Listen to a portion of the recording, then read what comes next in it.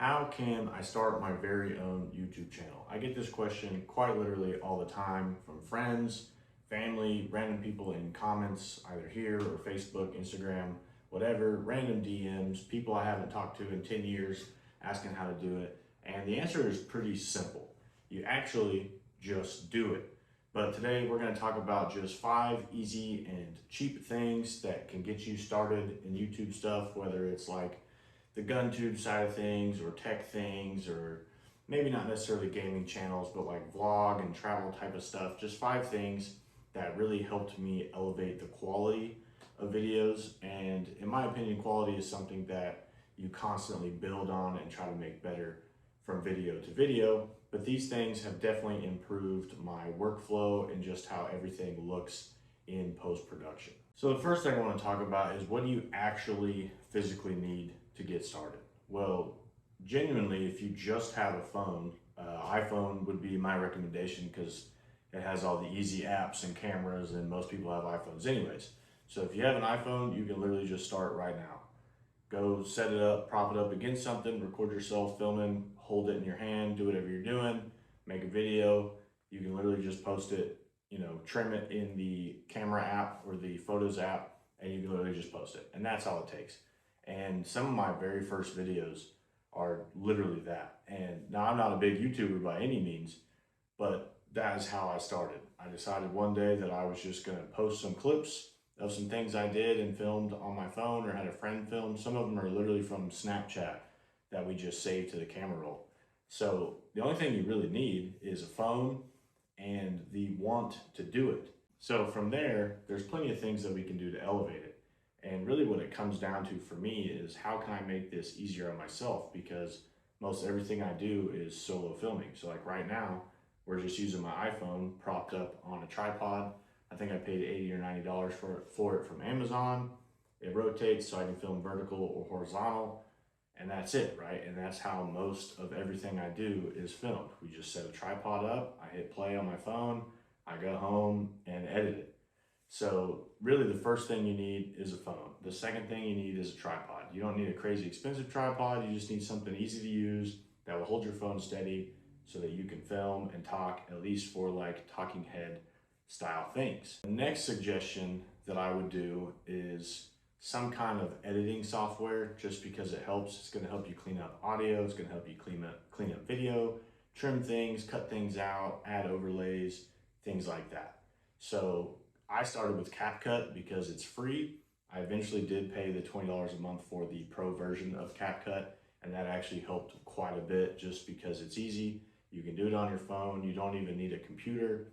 So I would recommend CapCut to most people just because it is so simple to use and it's pretty cheap. I mean, $20 a month, just drink like 6 less monsters for the month, you know what I mean? So that's super, super easy. Now, the very next thing I want to talk about is audio. So the audio on this video may or may not actually even be that good because my mic is doing some weird stuff right now, but we're going to send it anyways because I want to upload.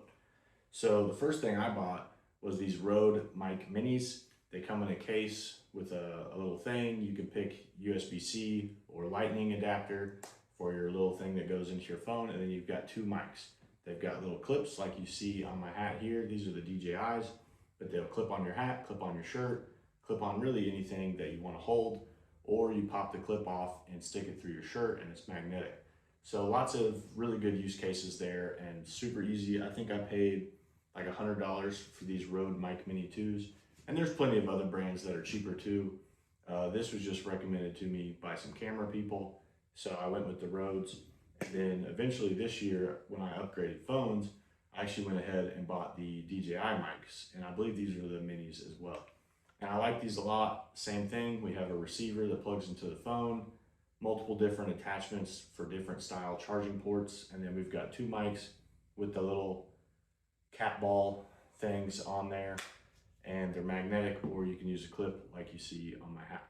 And what's important to me, and what was told is important to me by friends and videographers I've talked to and just all kinds of other people, is that really if your video looks okay but your audio is really good, it will help people stay and want to watch But if your audio is just awful and trash and your video looks great, then nobody's gonna watch it.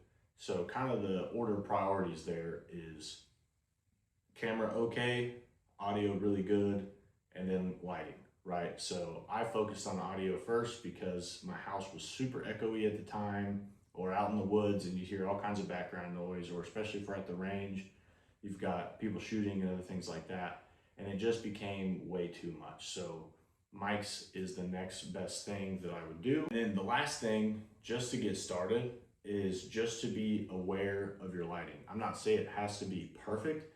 Mine is literally never perfect. I think my lights are on different settings quite literally all the time. But you can get some lights on Amazon. You can throw up some black bed sheets from Walmart behind you in your room or wherever you're filming, and that gets you started and gets you going quick and easy and on a budget. I like to say that I'm balling on a budget all the time because I'm very conscious of how much cost I'm putting into things, especially because it's not a big payout that you'll receive, right? So doing things budget friendly, buying something this month, something next month, whatever, is a really good way to do it. And if you're starting out and all you have is your iPhone, that's perfectly fine. If you got a cheap ring light from the TikTok shop or Amazon or whatever, a cheap tripod, even if you just have something to hold your phone still while you talk down at it, is better than nothing. So those are my top 3 or 4 things to get you started filming your very own YouTube videos or Facebook or Instagram or whatever you're doing. You need a phone. That's pretty much it. And you need the will to do it. And then if you want to upgrade it, I would say mics are the most important, and then lighting is important after that. And I'll do another one of these videos sometime next week about upgrades and how kind of the natural progression of things that we want to look like. But really, you just need some form of camera, and that's it. And then you need audio, and that's the next step. And then you need lighting, and that's the next step. And really, you just got to know that your first video is probably going to suck. It's probably going to be awful. You're probably going to hate it. Other people are probably going to hate it, and that's okay. Because at least you're trying and you're doing something that you weren't doing, and you're going to learn the entire step of the way. Thank you guys so much for watching this video. My name's Bird. This is the Bird Wagon YouTube channel, and I hope to see you next time.